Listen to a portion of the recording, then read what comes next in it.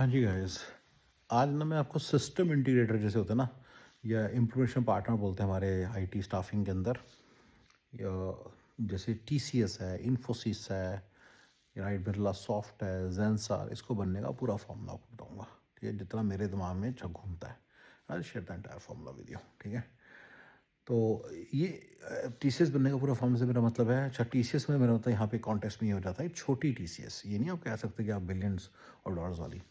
ठीक है ना, यानी कि इसको ये ना क्या फ़र्क होता है, ये टीसीएस वगैरह ना ये पूरे प्रोजेक्ट्स लेते हैं and then they basically hire the people and then they hire the people and they staff the project for their own projects basically जो उन्होंने क्लाइंट से लिए होते हैं, राइट। तो फ़र्क ये है कि हम लोग प्योर स्टाफिंग है, मैं जो करता हूँ काम वो प्योर स्टाफिंग, यानी कि हम टीसीएस जैसे लोगों को स्टाफ प्रोवाइड करते हैं कॉन्ट्रैक्ट बेसिस पे।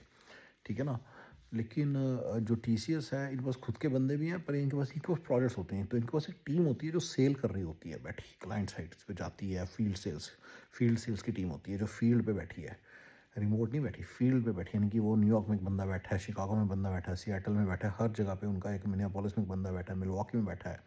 वो सारे बैठे सेल करते हैं, वहाँ के लोकल क्लाइंट्स के साथ मिलते हैं और वहाँ पे जाके उनसे सेल करके आते हैं। फिर वहाँ पे जाती है डिलीवरी टीम बनती है, डिलीवरी टीम का हेड होता है, एंगेजमेंट मैनेजर होता है। ठीक है, फॉर एंगेजमेंट मैनेजर उस पूरे क्लाइंट के साथ एंगेजमेंट करता है और अपना अकाउंट बढ़ाता रहता है, 25 से 30, पहले 5 बंदे होते हैं, फिर 10, फिर 15, फिर 20, फिर 25, ऐसे करता रहता है। ठीक है ना, तो उसको बोलते हैं एंगेजमेंट मैनेजर। फिर फॉर एवरी सी ना, फिर वो एंगेजमेंट मैनेजर या अकाउंट मैनेजर होता है। उसके बाद फिर उसके नीचे होता है बंदा, जहाँ वहाँ पर बंदे होते हैं, वहाँ पे डिलीवरी बॉय, डिलीवरी बंदे होते हैं जो डिलीवरी देते हैं, यानी कि ये मैं फूड डिलीवरी की बात ही कर रहा हूँ ऑब्वियसली, मैं बात कर रहा हूँ delivery of the IT products जो होते हैं ना, उनको जो चाहिए होती है सर्विसेज की डिलीवरी देता है। तो प्रोजेक्ट मैनेजर्स होते हैं और उनको रिपोर्ट करने वाले डेवलपर्स बी वगैरह होते हैं फॉर एवरी प्रोजेक्ट, एंड उसके ऊपर एक डिलीवरी, कई बार उसमें एक डिलीवरी हेड रहता है जो उनके साथ लिएजन करता है, और पूरे उसके ऊपर अकाउंट हेड रहता है। ठीक है ना, पूरे अकाउंट मैनेजर रहता है। ठीक है ना, तो कभी कभी अगर 10-15 के अकाउंट मैनेजर या टोटल बंदे 10 ही हैं, तो फिर वो अकाउंट मैनेजर ही काफ़ी सारे काम करता है और कई बार पीएम का भी काम कर रहा होता है। और जब जैसे टीम एक्सपेंड करती चले जाती है, तो अकाउंट मैनेजर एक स्पेशलिस्ट रोल से पढ़ के ले लेता है और बाकी सारे लोग एज ए वहाँ पे डिलीवरी की तरफ पे बैठते हैं। डेवलपर वगैरह तो obviously clear, it's very clear to understand.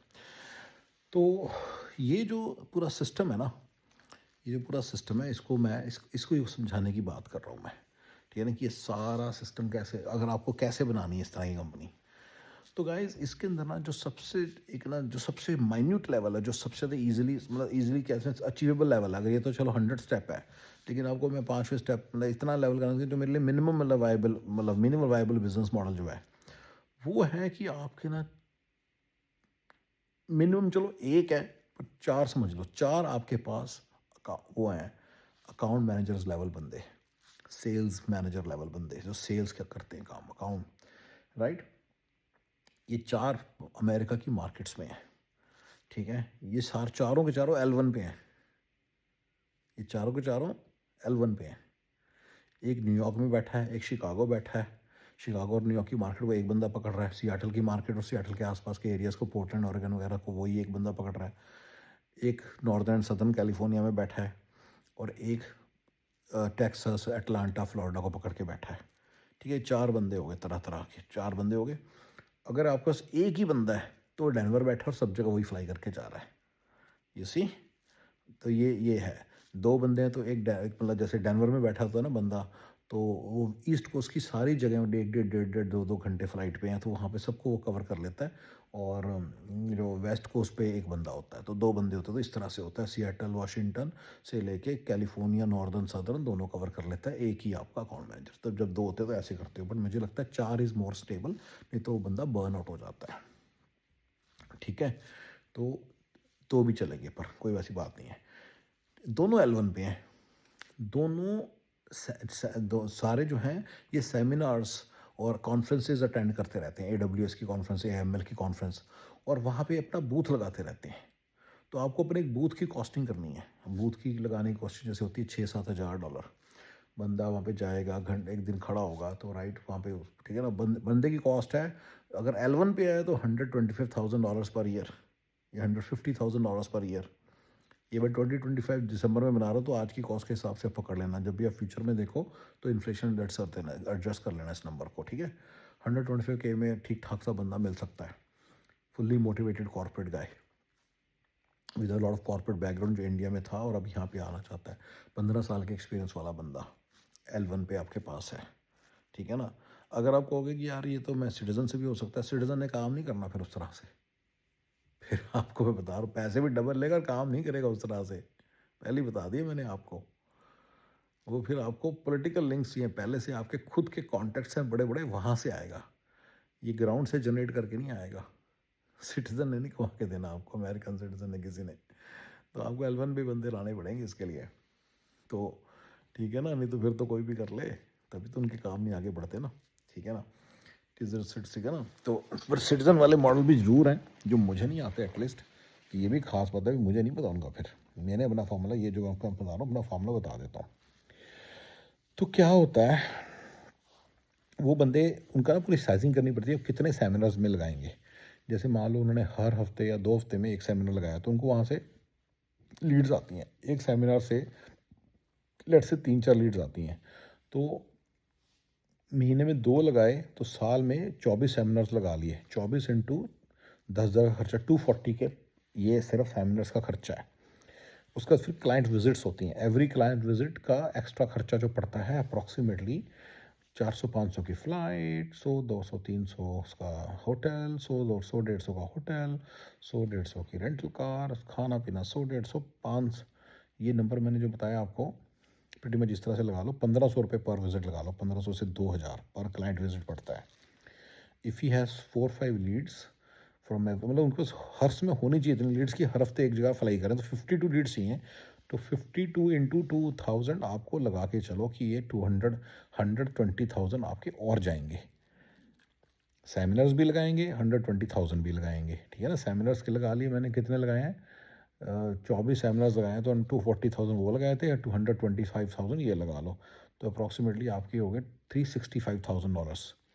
150K का बंदा मिला आपको, उसकी इंश्योरेंस वगैरह सारी है, ठीक है, उसकी इंश्योरेंस सारी है। तो 150K वो लगा लो आप, ठीक है। अप्रॉक्सीमेटली कितने हो गए, क्या यार मैं खुद ही नंबर भूल जा रहा हूँ, 340 है, 350, 365 लगाए थे। बड़े बड़े तौर पे 500,000 का लगा लो। ये 500,000 का एक सिस्टम है जिससे आपकी लीड जनरेट हो रही हैं, फील्ड सेल्स में हो रहा है, बंदा जा जाके क्लाइंट्स के साथ मिल रहा है और सारा काम आपका आगे बढ़ रहा है, ठीक है। ये हो गया आपका एक बंदे की कॉस्ट। अब वो चाहे 4 हैं, चाहे 4 हैं, तो 4 गुना कर लो, तो उस हिसाब से लीड्स होंगे। तो आई थिंक एक से भी काम चल सकता है। Then you just target one area, let say जैसे मैं वेस्ट कोस्ट में रहता हूँ तो फिर वेस्ट कोस्ट को ही टारगेट करे चलो, ऐसे कर लो, ठीक है। तो ठीक है, बट देन कई बार ना उससे स्केल नहीं मिलता। अब जैसे मान लीजिए वो एक वेस्ट कोस्ट के उसमें गया AWS कॉन्फ्रेंस में, वहाँ पे आपके पास न्यूयॉर्क का एक बंदा आया हुआ है, तो क्या उस लीड को छोड़ देगा फिर, और वो इंटरेस्ट शो करता है तो वो क्या कहेगा। तो इसलिए सारे कंट्री को शुरू से कवर करना थोड़ा क्रिटिकल हो जाता है, तो इसलिए 2 मिनिमम रखो, दैट इज़ अ रीज़न। तो आप लीड नहीं छोड़ सकते, तो फिर वो बंदा जा नहीं पाएगा, वेस्ट कोस्ट में रहता होगा ना बंदा, जा नहीं पाएगा। तो अगर एक बंदा फिर डेनवर में रखो, उसको स्टेशन करो, फिर स्टेशन डेनवर से सब जगह जाए, कुछ ऐसा फिर करो, ठीक है ना, फिर सब जगह जा पाएगा वो। फिर नहीं, सारे लीड्स को, Denver is in the middle of this country, by the way, Denver is the middle of this country. Denver दूसरा है जो मेम्फिस है, जो थोड़ा मिडल में है। बाय द वे फेडेक्स का भी मेम्फिस ही वर्ल्ड हेडक्वार्टर्स है, इसीलिए प्रीटी मच है कि वो मिडल से मेक हुआ है अमेरिका के, ठीक है। डेनवर इज़ द बेस्ट, ठीक है, लेकिन मेम्फिस इज़ ऑल्सो ओके, चलेगा। मेम्फिस की एक अच्छी बात यह है कि वो ठंडा इलाका नहीं है, गर्म इलाका है, डेनवर ठंडा इलाका है, ठीक है ना, ये थोड़ा सा समझिएगा, ठीक है। एक तीसरी जगह जो चल सकती है वो है डैलस। डैलस चल सकती है थोड़ी बहुत, डैलस, वहाँ से सारी जगह ठीक पड़ती हैं। डैलस से सियाटल वगैरह 3.5 घंटे पड़ते हैं, और नॉर्दर्न कैलिफोर्निया वहाँ से 3.5 घंटे पड़ता है। अदरवाइज डैलस भी चल सकता है, 3.5 घंटे को बहुत ज़्यादा डायरेक्ट फ्लाइट्स हैं तो, ठीक है ना। इस पूरे सिस्टम को मेंटेन करने के लिए इंडिया में एक बंदी चाहिए पूरे एडमिनिस्ट्रेशन की, याद है आत्मा दुरात्मा इशू, तो वो आपको इंडिया में बनानी है टीम, टेक्निकल बंदा इंडिया में बनाना है। बट अब बड़ी इंपॉर्टेंट बात बोलने वाला हूँ, एक और इसी तरह का ऑल्टर ईगो इसी बंदे की, उसी से उतना ही स्मार्ट, उतना ही इंटेलिजेंट बंदा इंडिया में भी रखना है, और वो ग्राउंड सपोर्ट देगा। 2 या 3 बंदों को ग्राउंड सपोर्ट देता है, पावर पॉइंट्स ये सब बनाते हैं, सारा कुछ वो मेंटेन करता है, उसी तरह का लेवल का बंदा रखना है। अब ये सारा सिस्टमेटिक हो रहा है, बड़े स्टैंडर्ड के बंदे रखने की बात हो रही है, इसमें यहाँ पे कोई कॉम्प्रोमाइज़ नहीं हो सकता। अब जैसे HR का बंदा लोगे तो आप उस लेवल का बंदा लोगे, जो TCS के किसी बंदे को बड़ी अच्छी सैलरी पर रखोगे, 25 लाख रुपये सैलरी, ऐसे अच्छे बंदे रखोगे, मतलब जो भी इंडिया के नंबर्स हैं उसके हिसाब से। तो हर बंदा जो मैं रखने की बात कर रहा हूँ, इंडिया के अंदर आपने तगड़े से तगड़ा बंदा रखना है, राइट। मुझे लगता है इंडिया का भी खर्चा जाएगा 1 CR का पर ईयर, ठीक है ना। तो ये सारी चीज़ जो है 1 CR का वो हो गया, 5 या 6 लाख का ये आपका एक सेल्स का बंदा हो गया, ठीक है ना। और 2 सेल्स के बंदे होंगे तो भी मुझे लगता है मज़ा आएगा। तो 2 हो जाएंगे तो सारा इजी हो जाएगा, ठीक है ना। तो आपको 1.2 मिलियन का ऐसे कोई सिस्टम है जो आपको मेंटेन करना है, ठीक है ना। एक बार 1 साल ये चल जाए तो 1 साल में इतनी जनरेट होने लग जाती है। अच्छा, अब ठीक है, ये इसी लेवल के ऊपर बात करी जाए, क्वांटम लेवल के ऊपर। इसको मैं क्वांटम लेवल से बोलता हूँ, क्वांटम होते हैं ना इलेक्ट्रॉनिक्स वगैरह, इलेक्ट्रॉन्स चक्कर, बोहर मॉडल याद है ऑफ द एटम, चक्कर लगाते हैं इलेक्ट्रॉन्स अपने न्यूक्लियस के चारों तरफ, फिर वो एक क्वांटम एक लेवल पे चक्कर लगाते हैं। जब उनके ऊपर एनर्जी मिलती है वो ऐसा नहीं बीच में कहीं आगे, सीधा एक सर्टन लेवल पे दूसरे लेवल पे पहुंच जाते हैं, बीच में नहीं रह सकते वो। इनको इनफ एनर्जी मिल जाएगी ऊपर रहेंगे, नहीं तो नीचे में तेजी से चक्कर लगाने लग जाएंगे, पर रहेंगे नीचे ही। तो उसको क्वांटम लेवल लीप लेते हैं ना, क्वांटम लीप। तो क्वांटम लीप ले लेगा तो, और लीप रहेगा जो क्वांटम लेवल और नंबर 2 कह लो। तो ये सट क्वांटम लेवल है जहाँ पे दुनिया, मतलब जहाँ पे आपका पूरा सिस्टम ऑपरेशन बड़ा स्टेबल फॉर्म में चलेगा, और फिर वो आगे आगे ग्रो करता रहेगा। उसको आप कैसे रेप्लिकेट करते रहोगे वो एक अलग चीज़ है, वो तो कर लोगे। जब आपके पास 4 बंदे आ जाएंगे तो आप उनको एक एक जोन करा दो, राइट, रीलाइन कर दो सारे क्लाइंट्स को, ठीक है ना। वो तो चलो हो गया, ठीक है ना। इवेंचुअली यहाँ पे अमेरिका में ऑलमोस्ट 30 वो हैं, क्या नाम है, 30 बिग सिटीज़ हैं जिनकी GDP सैक्रामेंटो से ज़्यादा है। सैक्रामेंटो 30th है। तो सैक्रामेंटो जब बंद की जैसी जगह के लिए, अगर आपके पास इनफ क्लाइंट्स तो एक बंदा यहाँ पे मोर देन इनफ है। तो 30 तक तो जाएगा ही, पर कुछ जगहों पे 2-2 जाते हैं, शिकागो में, न्यूयॉर्क वगैरह में। इवेंचुअली वो भी होता है, शिकागो ऊपर समझ लो, कुछ इलिनॉय मतलब आधा शिकागो एक बंदे के पास, आधा शिकागो एक बंदा, ऐसे भी होता है क्योंकि इतने सारे क्लाइंट्स होते हैं। हर कोई बंदा ना, जैसे मतलब हमने एक नंबर लगाया था कितने क्लाइंट्स को हैंडल कर सकता है, क्योंकि क्लाइंट विजिट करनी पड़ती है उसको, राइट, सेल्स के बंदे को, राइट। जब सेल का बंदा ले लेता है ना प्रोजेक्ट, मान लो उसको प्रोजेक्ट मिल जाता है, तो इमीडिएटली कॉन्ट्रैक्टर से स्टाफ करता है। तो एक रिक्रूटर की सपोर्ट चाहिए होगी इंडिया में, ठीक है ना। वो देखना पड़ेगा कि एक रिक्रूटर कितनी रिक्वेजिशन हैंडल कर सकता है, उसके हिसाब से अगर 2 रिक्रूटर रखने पड़ जाए, 2 रिक्रूटर, और वो बड़े तगड़े रिक्रूटर होंगे, लल्लू पंजू बंदे नहीं हो सकते। मैं फिर से समझा रहा हूँ, इस पूरे सिस्टम में कोई भी लल्लू पंजू बंदा नहीं है, कोई भी 50-50 बंदा नहीं है। सारे कॉर्पोरेट करियर जिनके सेट हैं उनको उस तरह के बंदे आपने हायर करने हैं। कोई भी लल्लू पंजू बंदा हायर नहीं करना, कॉर्पोरेट करियर वाले बंदे हायर करने। इंडिया में जो ऑफिस होगा वो भी तगड़ा होगा, अच्छी जगह पे होगा, मिनिमम किसी जगह का IT पार्क होगा, वहीं पे होगा, क्योंकि हम उस लेवल की कंपनी खोल रहे हैं, ठीक है ना। तो ये जो क्वांटम लेवल है ना, ये एक सस्टेनेबल क्वांटम लेवल है। इसमें सारे कॉर्पोरेट करियर वाले प्रॉपर L1 पे बंदे हैं अमेरिका में, एंड सारा कुछ प्रॉपर है। अब इस जगह तक पहुंचने के लिए, क्योंकि L1 के लिए पहले मिनिमम शर्त है कि इंडिया में भी कंपनी खुलेगी और 1 साल उस बंदे ने काम करना है, तब L1 जाके स्टैंप होगा, समझ रहे हो। तो ये तो पहली चीज़ है। तो इसलिए उस 1 साल में उसके नीचे वाले लेवल पे आप काम कर रहे हो विद एन अंडरस्टैंडिंग कि मैं इंडिया में 4 बंदे रखूँगा, 4 बंदे रखो, वो 4 बंदों को सैलरी जा रही है फर्स्ट ईयर में, आप घूम फिर रहे हो, सारा काम आप कर रहे हो। जब वो 1 साल कंप्लीट हो जाएगा उनका H1, आप उनका L1 फाइल कर दोगे, उनको यहाँ पे लेके आने की कोशिश करोगे। चारों का फाइल करोगे, चारों में से 2 आ जाएंगे एंड देन यूर फाइन। अगर 2 भी आगे बहुत है, 4 को चारों आगे ग्रेट। जैसे ही वो 4 यहाँ पे पहुँचेंगे, आप इंडिया में 10 बंदों की टीम बना हायर कर लोगे। आपको एक HR का बंदा चाहिए प्रॉपर, और आपको वही HR का बंदा शुरू में तो एडमिन का सारी चीज़ों का काम वही कर लेगा, और एक HR चाहिए और एक टेक्निकल बंदा चाहिए। ये 2 बंदे आपको इंडिया में चाहिए होंगे फुल टाइम बेसिस पे जो ऑफिस आएंगे। And obviously you need a CEO to manage the entire affair, right. मैंने इंडिया के ऑफिस का खर्चा बताया ना 1 करोड़, उसको मैं इंक्रीज करूँगा, CEO भी तो आ गया ना पिक्चर में, तो उनको भी उसी हिसाब से सैलरी जाएगी ना। 1 करोड़ वाला CEO ही रखना पड़ेगा, उससे नीचे का आप CEO नहीं रख सकते, ठीक है ना। तो ठीक है ना। तो शुरू के दिनों में फर्स्ट जो लेवल है उसमें तो चलो आप इस तरह से कर लोगे। जब जैसी सेकंड लेवल की बारी आएगी, then you need a proper system, ठीक है। तो फिर CEO वगैरह चाहिए होगा। जब इंडिया में एक CEO है, 2 बंदे सेल्स का काम वाले करने वाले बैठे इंडिया में, 4 बंदे यहाँ बैठे हैं, 2 बंदे एक एडमिन का और एक admin slash management slash HR slash ये सारी चीज़ें करने वाला बंदा बैठा, और एक टेक्निकल बंदा बैठा जो एनालिसिस और रिसर्च करने के लिए, और टेक्निकल बंदा है। ये 2 बंदे ये आपके पास है ना, तो दैट इज़ अ सिस्टम जो कि आपको 1 साल चलाना पड़ेगा, उसके पीछे पड़ना पड़ेगा, हर सेमिनार में जाके आपको लगाने पड़ेंगे स्टॉल। अब hottest technology of the day पकड़ो, जैसे आज की डेट में है AI/ML। यस, 4-5 साल पहले थी म्यूलसोफ्ट, जो मुझे लगता है साल पहले तक बहुत हॉट थी, अब नहीं है। क्लाउड बेस्ड टेक्नोलॉजीज सारी अभी बड़ी हॉट थी, अभी फिर भी अब क्लाउड के अंदर डिफरेंट टूल्स जैसे AML is number 1 right now, तो आप AML में जाओ, उसमें भी वर्टेक्स AI में जाओ, ठीक है ना, वर्टेक्स AI में जाओ। अब जैसी सेल हुई, अब आपकी वहाँ पे रिसोर्सिंग करनी होगी आपको, ये थोड़ा सा याद रखना, ये रिसोर्सिंग करनी पड़ेगी आपको। अच्छा, इंडिया में एक टेक्निकल आर्किटेक्ट भी पकड़ना पड़ेगा AML का, जो कि इंडिया से बैठा लोगों को कन्विंस करेगा, क्लाइंट्स को, कि मैं देखो मैं AML का करेंगे। अब बात आती है प्रोडक्ट क्या होगा, मैंने बता दिया वर्टेक्स या AML, उसमें भी एक बात बताता हूँ, आपको गूगल का वो बनना है, some partnership, gold partner, platinum partner बनना है। उसकी भी फीस बहुत ज़्यादा होती है, 150,000 200,000 होती है, वो भी लगा लो। तो अब नोट करो, 1.5-2 मिलियन का सिस्टम बनता जा रहा है ये। तो 2 मिलियन की अगर आपने एक बार इन्वेस्टमेंट की फर्स्ट ईयर में, सॉरी फर्स्ट नहीं, सेकंड ईयर हो गया ना, फर्स्ट ईयर तो आपने खुद किया है, सेकंड ईयर में तो फिर आपके पास एक सर्टेन लेवल ऑफ वो होगा, क्या नाम है, सेकंड ईयर में जाके आपके पास मतलब कि ये सारे पैसे इन्वेस्ट करने के बाद मतलब आपके पास 2 मिलियन का कैश फ्लो बनेगा, जो मतलब वो बनेगा, मतलब इतनी सेल हो जाएगी, क्योंकि एक अगर मतलब 4 बंदे लगे हुए हैं सेल पे, 2 बंदे लगे हैं सेल पे, सेल कर रहे हैं, इतने सारे क्लाइंट से मिल रहे हैं।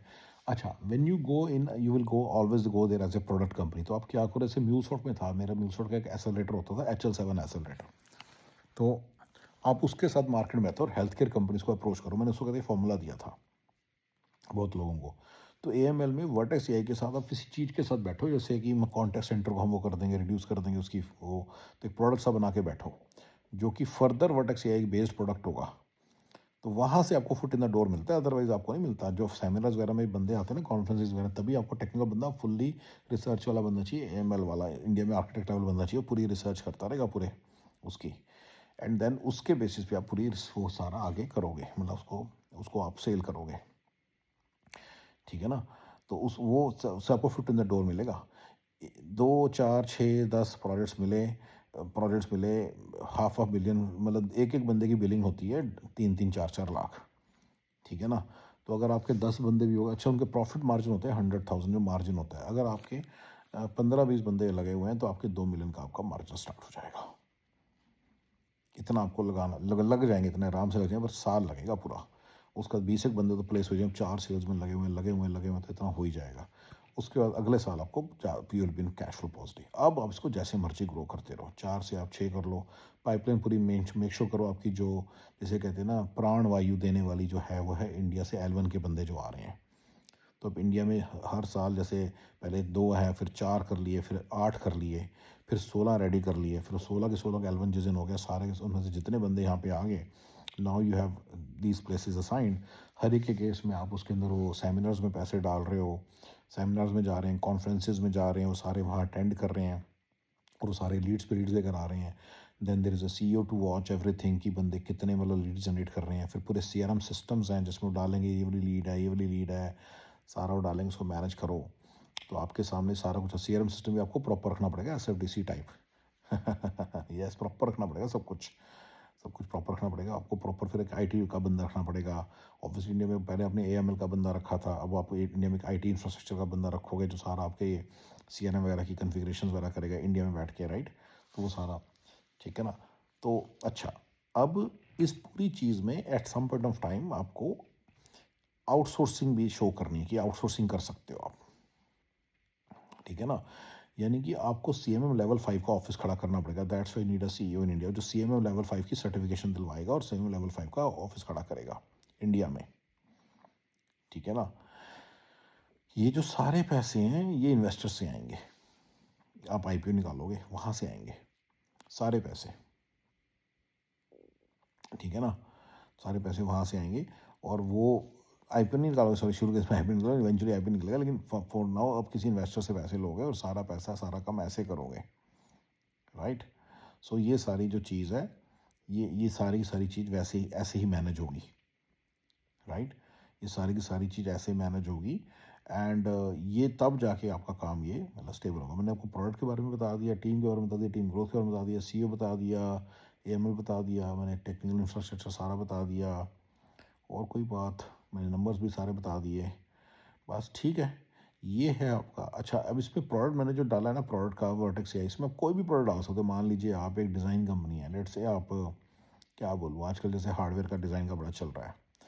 मान लीजिए आप तो हार्डवेयर डिज़ाइन की कंपनी खोलते हो तो भी यही सेम सेम यही होने वाला है। पहला साल आप खुद करो विद एन अंडरस्टैंडिंग कि आप दूसरे साल में इसको स्केल करोगे। अच्छा, अगर आप खुद लगे रहोगे तो भूल जाओ, you will burn out very fast. या आप सेल करोगे या आप डिलीवरी करोगे, राइट? तो अगर आप सेल करोगे तो डिलीवरी नहीं कर सकोगे, फिर डिलीवरी की और बंदा ढूंढेंगे, फिर उसको मैनेज करना पड़ेगा, आत्मा दुरात्मा प्रॉब्लम आपको हिट कर जाएगी। एडमिन का काम है, सिस्टम का काम, टेक्निकल काम है, सारा कौन करेगा? एचआर का काम कौन करेगा? रिक्रूटमेंट का काम कौन करेगा? और यहाँ पे बंदे रखोगे इस तरह के, तो आपकी जो कॉस्ट एक्सपोनेंशियली हाई हो जाएगी, तो आप घर नहीं चला सकोगे। जब घर नहीं चला सकोगे, अगर आप कहोगे मैं पहले फाइनेंसिंग करवाऊंगा, मैं इन्वेस्टर इन्वेस्टर ढूंढने लगा, तो इन्वेस्टर आपको पैसे नहीं देगा क्योंकि इन्वेस्टर दिख जाए, you have no plan, right? Investor किस बात के पैसे देगा, राइट?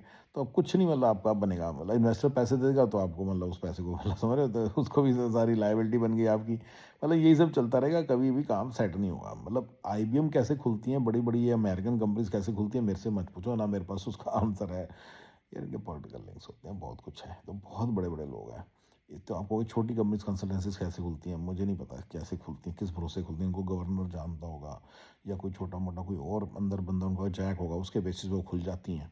जब वो जैक खत्म हो जाता है, बिजनेस खत्म हो जाता है। मैंने आपको आंसर दे दिया बड़े बड़े तौर पे, ठीक है ना? लेकिन जो बंदे, जो मैंने फॉर्मूला दिया उसमें तो कोई कॉन्टेंट है ही नहीं, उसमें तो आप अपने प्रोडक्ट के साथ बैठे हो basically, and you are going to conferences and generating fresh leads from there. तो ये जो फॉर्मूला, ये कोई भी इम्प्लीमेंट कर सकता है। मतलब you don't need to have a lot of background in India, America. You don't need to have a lot of contacts in America beforehand, ठीक है ना? तो ये है सारा फॉर्मूला। तो और कोई बात इसी फॉर्मूले के बारे में जो मुझे, चलो ठीक है, आप अपने क्वेश्चंस पूछना, फिर मुझे मैं बताऊंगा, ठीक है? ओके जी, थैंक यू।